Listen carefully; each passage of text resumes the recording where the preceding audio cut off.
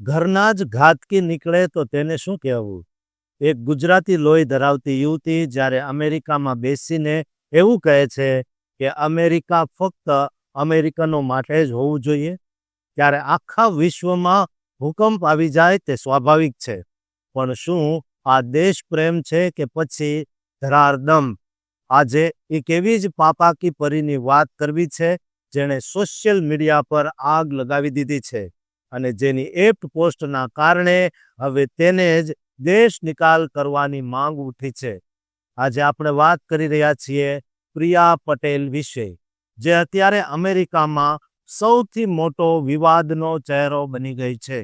પ્રિયા પટેલ એક ભારતીય મૂળની અમેરિકન ઇન્ફ્લુએન્સર છે, જે કેલિફોર્નિયામાં રહે છે અને ડોનાલ્ડ ટ્રમ્પની મેક અમેરિકા ગ્રેટ અગેન એટલે કે માગા પોલિસીની કટ્ટર સમર્થક છે.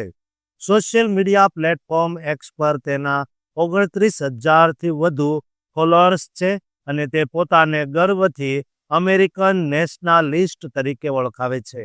વિવાદની શરૂઆત 23 ડિસેમ્બરથી થઈ, જ્યારે તેણે પોસ્ટ કરી કે મારે બસ એટલું જ જોઈએ છે કે અમેરિકા ફક્ત અમેરિકનો માટે હોય. શું આ માંગણી વધુ પડતી છે? આ એક વાક્યએ સોશિયલ મીડિયા પર તીવ્ર વિરોધ વાવરી લીધો છે, કારણ કે લોકો તેની હાઇપ્રોક્રેસી પર સવાલ ઉઠાવી રહ્યા છે.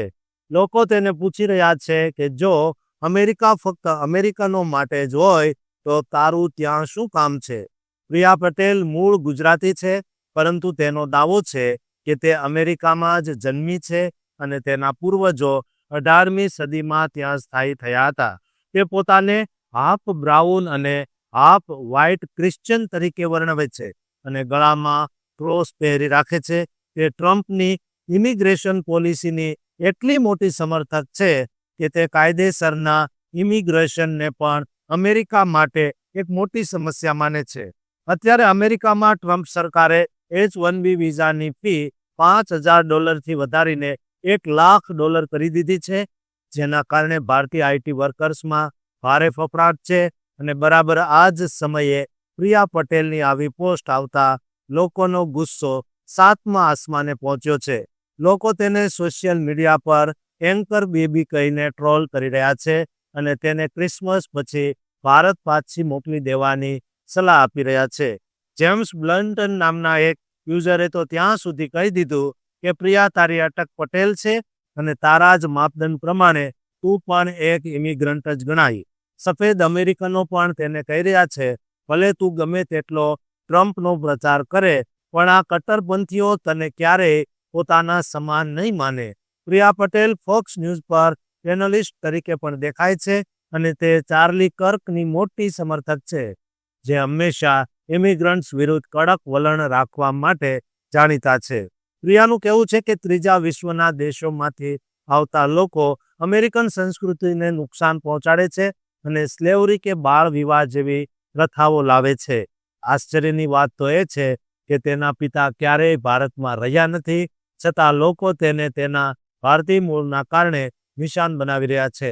આખો વિવાદ એ વાત સાબિત કરે છે કે જ્યારે તમે તમારા જ લોકો વિરુદ્ધ ઝેર ઓકો છો, ત્યારે અંતે તો તમે જ એકલા પડી જાઓ છો. પ્રિયા પટેલની આ વિવાદિત પોસ્ટને અત્યાર સુધીમાં 5 લાખ જેટલા લોકોએ જોઈ છે અને હજારો લોકોએ તેને ખરેખરી સંભળાવી છે. શું કોઈ ભારતીય મૂળની વ્યક્તિ પોતાના જ વારસાને નકારીને સાચી અમેરિકન બની શકે? કે પછી આ માત્ર પ્રસિદ્ધિ મેળવવાનો એક સસ્તો રસ્તો છે? પ્રિયા પટેલ અત્યારે અમેરિકામાં વસતા ભારતીયો માટે એક વિભાજનકારી વ્યક્તિત્વ બની ગઈ છે, જે પોતે સુરક્ષિત હોવાનો દાવો કરે છે, પણ તેની વાતોથી બીજા હજારો ભારતીયોની મુશ્કેલીઓ વધી રહી છે. તમને શું લાગે છે? કોમેન્ટ બોક્સમાં જરૂર કહેજો અને વિડીયોને સબસ્ક્રાઇબ જરૂર કરી દેજો.